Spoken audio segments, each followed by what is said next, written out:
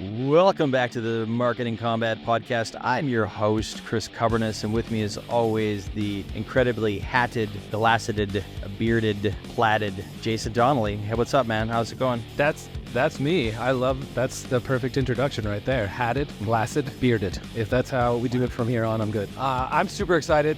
There is a new chat around social media these days, and I'm going to start by saying I think it's ridiculous, and then dive into the actual chat. The question is, are warning labels on social media the answer to social media addiction, to helping kids get off social media? Kind of like the way they put warning labels on cigarettes. And here it is. Here's the end-all reason that this doesn't make any sense. This is a quote off the top of my head from Dennis Leary, his stand-up from a while back. He said, talking about cigarettes, that you could make the packs black, put a skull on the front, and call them cancer, and people would be lined up around the block. People are addicted to the thing. If you put anything, everybody knows cigarettes are bad. Everybody knows social media is bad. We talk about it constantly across every news platform on the planet, including the platforms themselves. No, there's a warning label is not going to say to anyone at any age, like, I wonder if I should scroll this for hours on end because I'm enjoying myself, or I shouldn't do it because there's a thing at the beginning that says, hey, you might be addicted to social media. So no, I'm going to make this short and sweet. I don't think any warning labels on almost anything work, unless it's like some weird thing that you just have no idea, like you're not educated enough, or just something like a chemical, like don't use this chemical, it'll burn your skin, like because you don't know. But social media, cigarettes, alcohol, any of the warning labels that they're trying to like put on everything, it doesn't make any sense to me. Everybody knows that it's not good for you. It's a waste of time. It's a waste of energy. It's a waste of money. And it's going to make the experience garbage. One more side comment. If you all saw Ready Player One, Ready Player Two, whichever one it's supposed to be called, when they're talking about putting ads everywhere and like 80% of your screen is covered in ads, that's what I feel that they're going to do with social media. So eventually it's just going to be 50% of your screen on your phone or your laptop or your iPad or whatever is like a black bar that says social media is addictive or social media causes boredom. I don't know, whatever the thing is, I think it's going to make the entire experience horrible. I think it's not going to work, and I don't think it's a good idea. Chris, tell me why I'm wrong.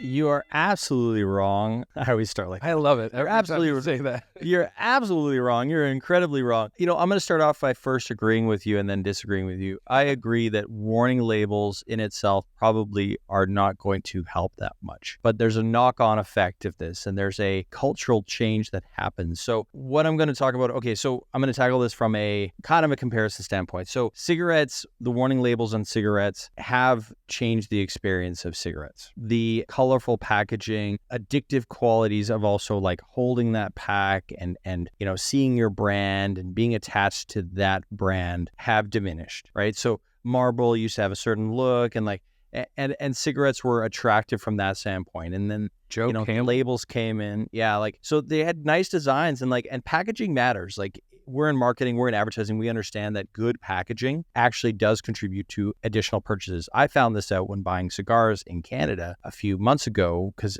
in Europe here and also in other places, it only carries a warning symbol on like the big packs or like the boxes. It doesn't have it on the labels. What they did is they actually, when you go into the cigar shop, they have blank labels. So you can't see the fancy ornate labels that the cigar manufacturers have made. And it actually prevented me from buying more and actually developing an emotional attachment to that cigar, because I'm like, I don't know which one this is and what is it. And I had a little bit of a hard time managing that. The same goes for social media. If they're putting warning labels on it, it diminishes the experience, which is the point. If you want to reduce the addiction, if you want to reduce the great experience, the dopamine hit, the connection, the brand connection, the emotional connection that you get with that product, with that experience, then that's a good step. Reducing that, putting a big warning label on it. So that's where I think that'll work. The second point is that actually, you're assuming here that most people know that social media is addictive, that most people know social media is bad for you. They do not. Kids do not. A lot of parents do not. As as a father myself, a lot of my kids' friends, parents are just very, open. They're letting their kids on Snapchat, on Instagram at very young ages, and they're not seeing the warning signs. You and I know, you and I have been up on the reports. You and I are seeing the effects of it. We're seeing, we're very entrenched in it. And the thing is that a lot of parents, specifically Gen Xers or, even boomers that are having kids kind of late, they don't understand this medium. They don't understand the content that's on there. They themselves are not spending any time on social because they're old school. So they don't see these things like we do. So they don't not necessarily understand that. And I think if social media came with a warning label, then they would start to go, oh, what is that? Why is that? Oh, is that true? Does it actually cause that mental health issue?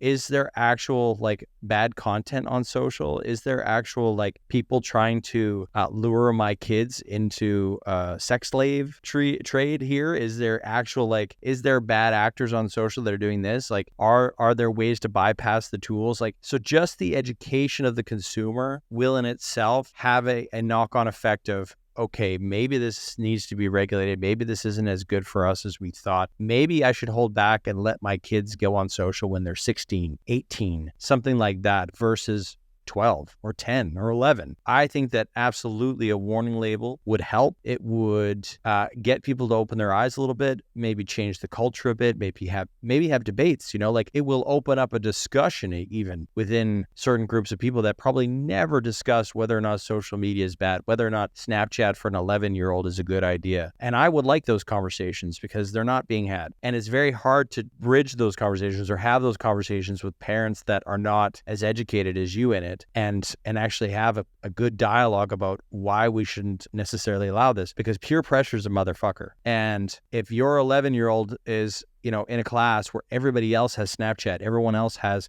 Instagram, it's very hard to argue for why that kid shouldn't have it. And if we had more parents that were a little bit more aware because of the warning labels, we would have a better time, an easier time of mitigating the risks here of this platform, of this social media world, because of just simply the awareness. And that's what I think the labels can do. And I actually kind of advocate for it. Well, I think that was a beautiful rebuttal. And I would love to hear everybody who's listening what you think. Do you think that warning labels on social media are a complete waste of time?